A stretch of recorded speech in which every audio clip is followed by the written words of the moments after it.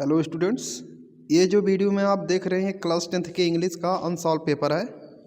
Unsolved paper का set 3 है, set तीसरा है। तीसरे का ग्रामर वाला पोर्शन जो दिया गया है क्वेश्चन नंबर 4, इसी को मैं आज बताऊंगा। और अगर चैनल को सब्सक्राइब नहीं किए हैं तो चैनल को ज़रूर सब्सक्राइब कर लें, क्योंकि जितने भी अनसॉल्व पेपर में दिए गए हैं क्वेश्चन, जितने भी सेट हैं, सबका मैं इस चैनल पर जो है सॉल्यूशन उपलब्ध कराऊँगा। तो देखिए क्वेश्चन कह रहा है, change the following sentence into indirect speech. कह रहा है निम्नलिखित वाक्य को इनडायरेक्ट स्पीच में बदलिए। तो इसका इनडायरेक्ट क्या हो जाएगा? देखिए सेंटेंस है, he said to me I shall go to school tomorrow. तो ये जो दिया गया सेंटेंस है असर्टिव सेंटेंस का सेंटेंस है। तो इसको लिखेंगे, ही सेड टू मी लिखा है तो इसको लिखेंगे he told me. Said to को किस में बदला जाता है? असर्टिव सेंटेंस में टोल्ड में, तो लिखेंगे ही टोल्ड मी। और इनोटेड काम हटाने के लिए असर्टिव सेंटेंस में दैट लगाया जाता है।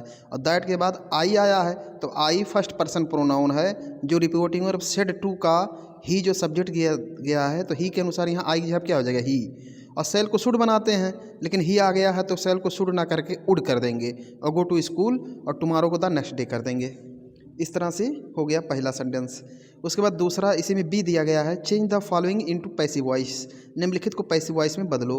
लिखा है सी इज राइटिंग ए लेटर। तो ये देख रहे हैं प्रेजेंट कॉन्टिन्यूअस का सेंटेंस है। तो प्रेजेंट कॉन्टिन्यूअस का सेंटेंस में क्या लाएंगे? और पैसिव में सभी में एक ही रूल फॉलो होता है कि सब्जेक्ट को ऑब्जेक्ट, ऑब्जेक्ट को सब्जेक्ट बना देते हैं। तो सी इज राइटिंग अ लेटर लिखा तो अ लेटर लाएंगे सी की जगह पर, तो हो जाएगा अ लेटर इज ही रहेगा। राइटिंग को बीइंग रिटन कर देंगे, क्योंकि अगर आईएनजी वाला फॉर्म होता है तो पैसिव में बीइंग रिटन हो जाता है। और लेटर के स्थान पर क्या लाएंगे? By her.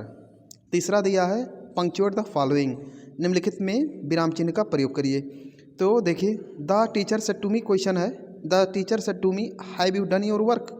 तो इसको जब हम पंक्चुएशन का प्रयोग करेंगे तो पहला अक्षर कैपिटल कर देंगे। नरेशन का है जो है सेंटेंस दिया गया है, डायरेक्ट नरेशन का, और इंट्रोगेटिव सेंटेंस है। तो क्या लिखेंगे? The teacher said to me लिखा गया है तो द का पहला अक्षर टी कैपिटल कर देंगे, उसके बाद लिख देंगे द, और पूरा स्मॉल पहला लेटर रहेगा।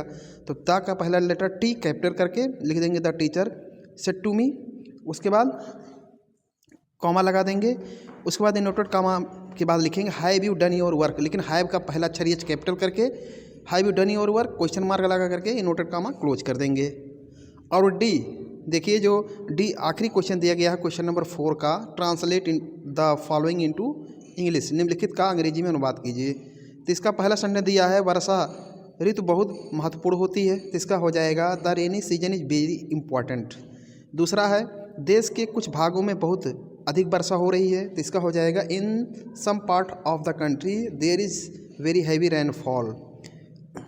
आगे है, कुछ भागों में वर्षा बिल्कुल नहीं हो रही है। तो इसका हो जाएगा in few reasons there is no rainfall at all. और आखिरी सेंटेंस दिया गया है, ये दोनों समस्याएं देश के लिए अभिशाप हैं। तो इसका हो जाएगा सेंटेंस का ट्रांसलेशन अंग्रेजी, both of these problems are a curse for the nation.